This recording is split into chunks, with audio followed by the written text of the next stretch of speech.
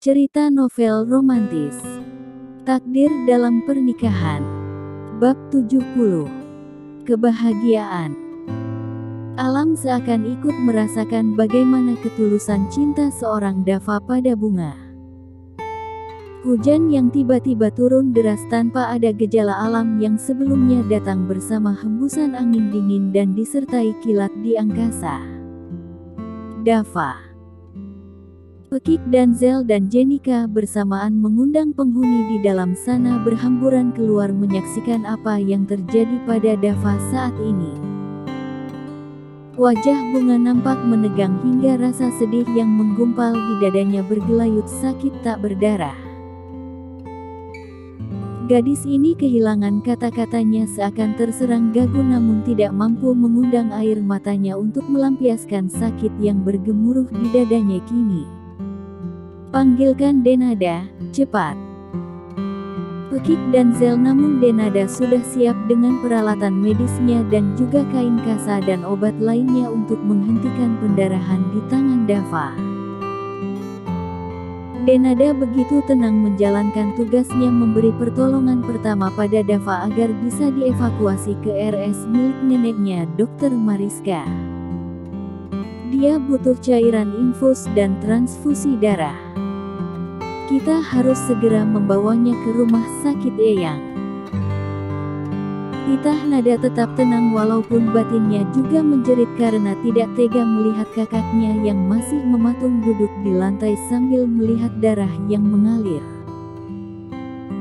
Sebegitu dalamkah cinta yang kau punya untukku hingga mau saja menerima tantangan konyol momi aku? Batin bunga seakan ikut mati rasa saat ini. Dan Zel dan Adam segera mengangkat tubuh Dava membawanya ke dalam mobil. Sang sopir langsung tancap gas menuju rumah di sakit keluarga. Nada sudah menghubungi rumah sakit agar menyiapkan darah yang dibutuhkan oleh Dava saat ini. Namun ketika ditanya jenis golongan darah Dava, Denada baru bingung untuk menjawabnya. Baiklah. Nanti saja sampai di rumah sakit baru kita mengetahuinya, ucap Dokter Nada. Sebenarnya ia bisa saja menyuruh saudaranya meretas identitas milik Dava di Kesatuan Angkatan Udara, namun saat ini semuanya nampak serius dan panik bahkan tidak ada yang berani berkomentar. Apalagi melihat ayahnya dan Zel hanya memeluk ibunya yang membenamkan wajahnya di dada bidang suaminya yang tampak menenangkannya. Bahkan Denzel berulang kali mengecup bibir lembut istrinya yang sedari tadi hanya menangis merasa bersalah karena menantang pria tampan yang menjadi kekasih putrinya, Bunga. Sementara Bunga dan Cinta membawa mobil sendiri ke rumah sakit mengikuti mobil besar ayahnya yang membawa Dava ke rumah sakit. Cinta sesekali melirik ke arah Bunga yang tampak diam membisu dengan raut wajah dingin menakutkan. Bunga, menangislah. Kamu butuh air mata saat ini untuk mengobati hatimu yang sedari tadi ingin disembuhkan dengan air mata itu, pinta Cinta tetap fokus menyetir mobilnya. Apa yang harus aku katakan? Apalagi untuk menangis jika nasib cintaku begitu tragis dan rumit. Jatuh cinta pada anak musuh orang tua. Kenapa tidak salahkan Allah saja yang memberikan aku perasaan cinta ini? Lebih parahnya, aku jatuh cinta pada pandangan pertama. Aku sudah menghindarinya saat itu. Tapi aku dipertemukan dengan dirinya hingga ketiga kalinya. Jika semua sudah menjadi bagian takdir hidupku, kenapa aku tidak diizinkan untuk tidak memiliki di saat hatiku benar-benar butuh? Aku mencintainya. Sangat mencintainya. Bahkan untuk bernafas saja aku harus membayangkan wajahnya. Aku tergila-gila padanya. Mengapa cintaku diuji seperti ini? Sementara kamu terlihat sangat mulus tanpa ada kendala apapun, Cinta, protes Bunga penuh luka. Saat ini, mungkin itu adalah bagian ujian yang harus kamu jalani. Sepertinya adegan cinta dramatis yang harus kamu perankan. Tapi bagaimana dengan aku nantinya? Mungkin ujian yang akan Allah berikan lebih menyakitkan lagi. Bukankah setiap ujian yang diberikan Allah kepada kita itu sesuai dengan kadar keimanan kita, Bunga? Jika pertama kedua kamu bisa lewati dengan mudah, kadarnya akan bertambah dan kamu butuh ilmu yang lebih tinggi untuk melaluinya. Nasihat Cintami. Ilmu seperti apa yang harus aku pelajari, Cinta, agar bisa keluar dari kemelut ini, Cinta? Keluh Bunga makin parau terdengar pedih. Ilmu ikhlas. Ilmu yang sulit dimiliki oleh manusia namun dituntut oleh Allah. Kembalikan semuanya kepada Allah, pemilik hati dan cintamu.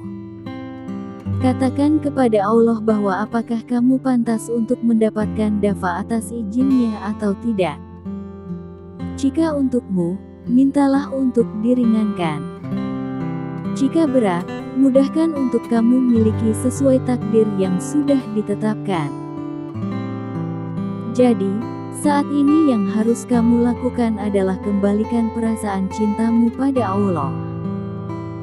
Jangan mau ambil jika terlalu sakit. Jelas Cintami lalu memarkirkan mobilnya karena mereka sudah tiba di rumah sakit.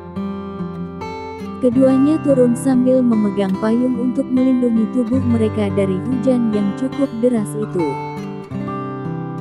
Keduanya berjalan saling berdekapan di bawah payung itu menuju lobi rumah sakit. Mengetahui siapa kedua gadis itu, Satpam langsung menunduk hormat. Bunga dan Cinta tetap mengangguk hormat pada Satpam yang begitu kagum pada cucu bosnya ini. Assalamualaikum, Mang. Apakah mobilnya Dedi sudah tiba di sini? Tanya Cintami begitu lembut. Sudah, Neng. Sekarang ada di ruang IGD, ucap Satpam itu. Terima kasih, Mang. Semoga selalu sehat ya, Mang. Ucap Cintami penuh doa. Ya Allah. Sudah cantik, baik kaya. Sedikitpun keduanya tetap menghargai orang kecil seperti aku. Didikan ibu yang hebat.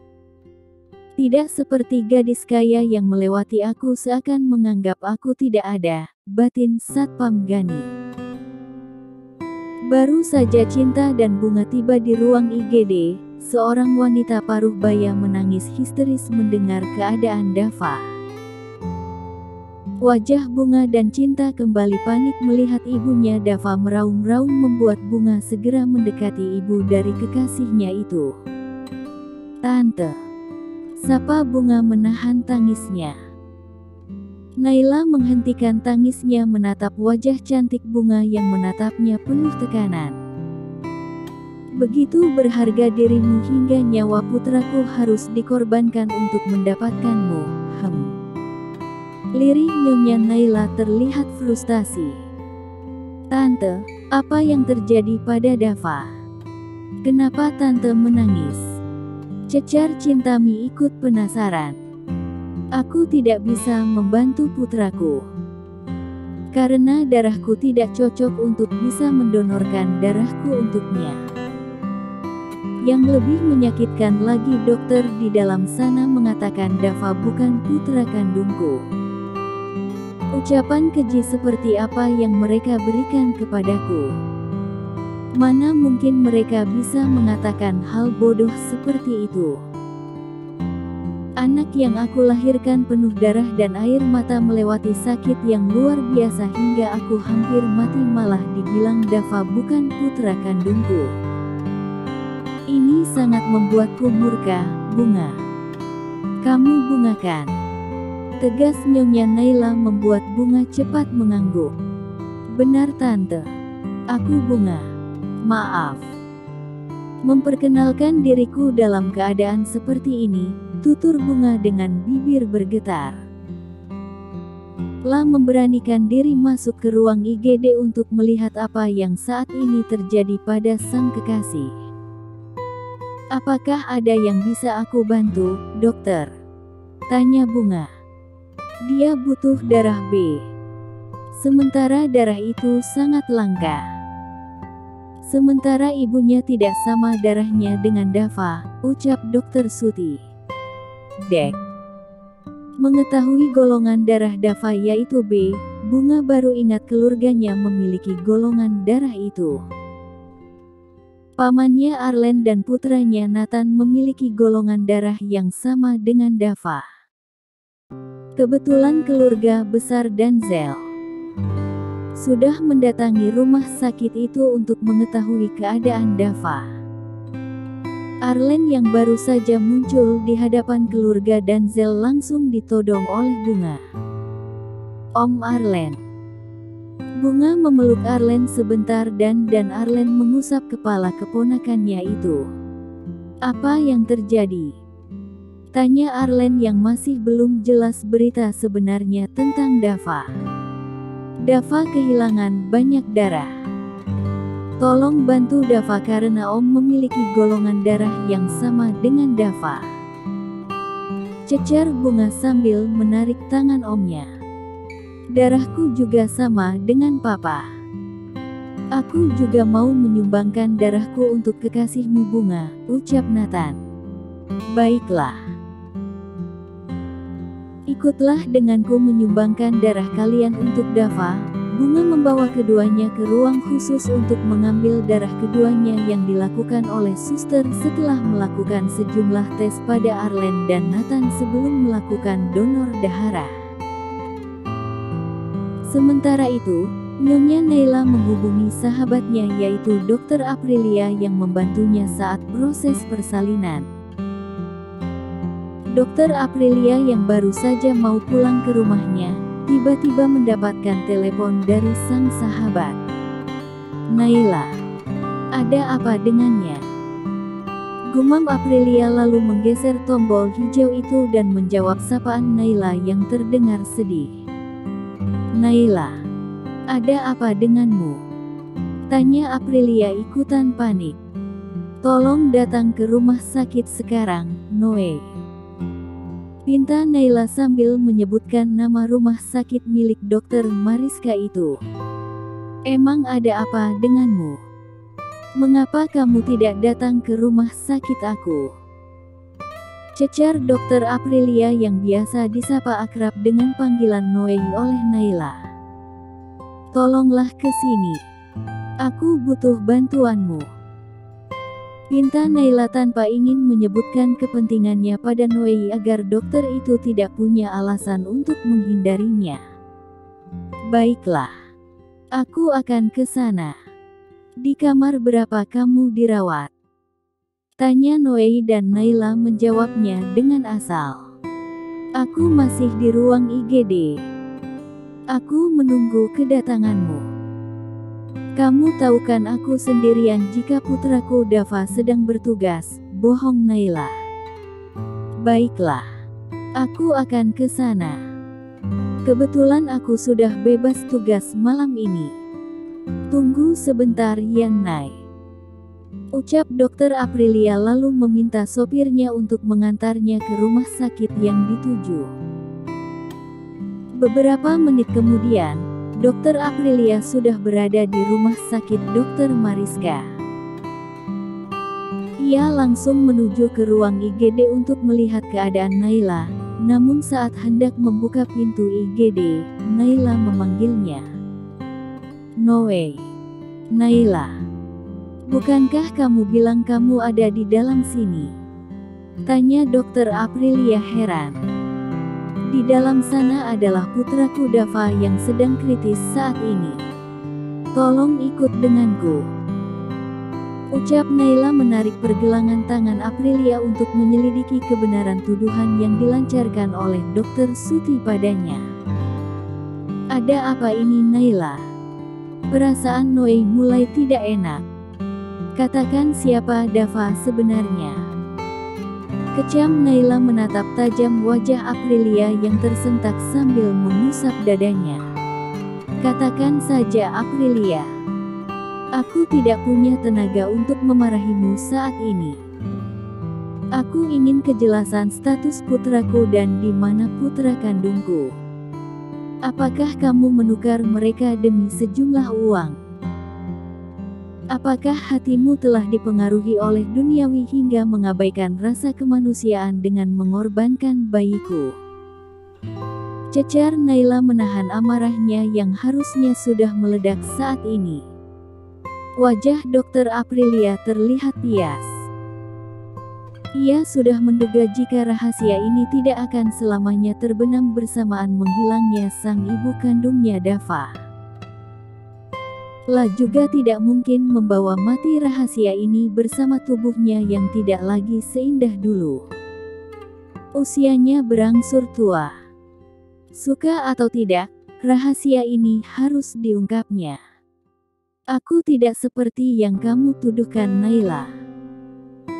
Putra kandungmu sudah meninggal 1 menit saat kamu melahirkannya karena bayimu kekurangan oksigen.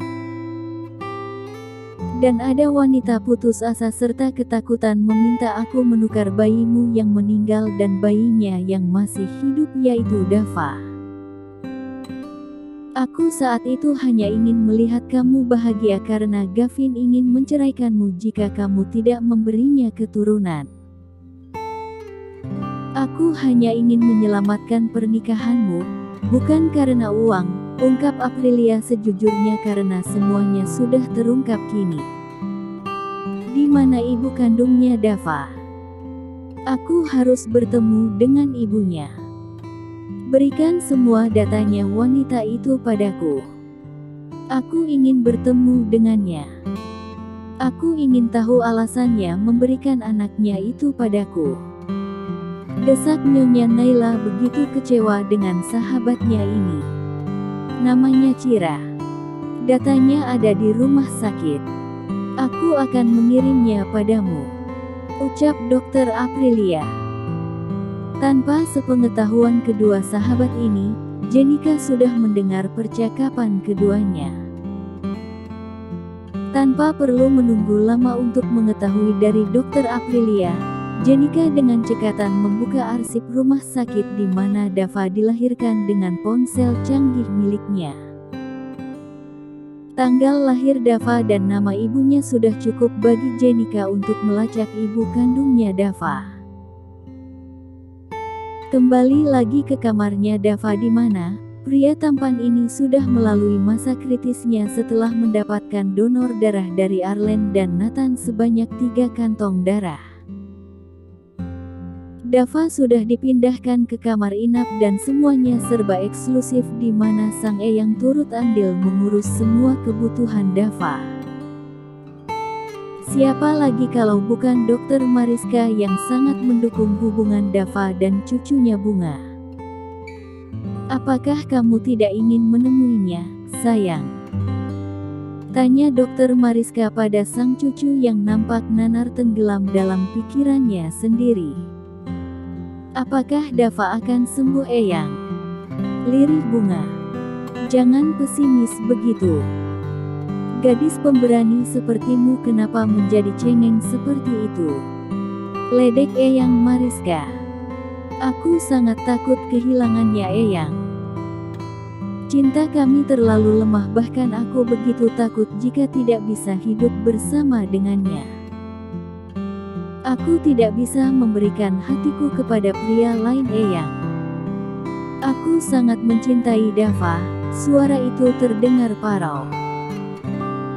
Gadis pemberani dan tidak takut mati itu terlihat tak berdaya hanya karena kisah cinta yang tak berpihak padanya.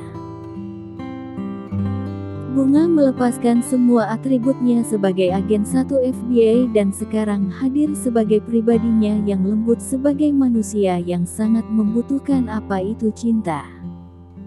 Temui dia dan semangati dirinya. Dia sanggup melakukan apapun hanya untuk mendapatkan dirimu. Kau telah mendapatkan tempat tertinggi di hatinya saat ini. Jarang pemuda yang melakukan kegilaan seperti Dava.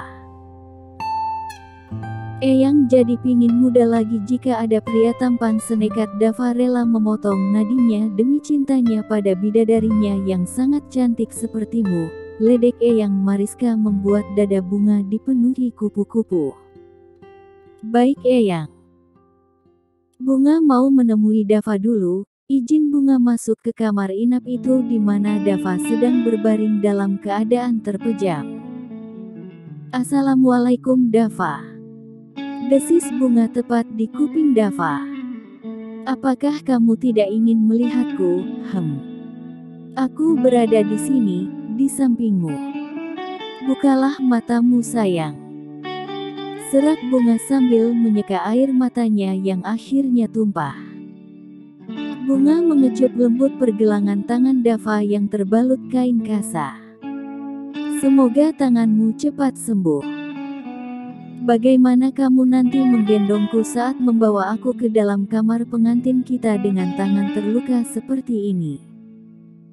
Kau ini bodoh sekali, baby. Padahal aku mengimpikan jika tubuhku berada dalam gendongan tangan kekar ini, lirih Bunga.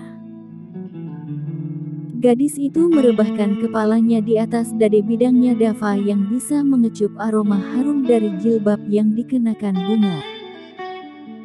Pengantin pria hanya membutuhkan senjatanya untuk melalui malam pertamanya, baby. Bukan tangannya. Lirih Dava dengan ledekan nakalnya membuat Bunga mengangkat wajahnya. Dek. Lanjut ke bab 71.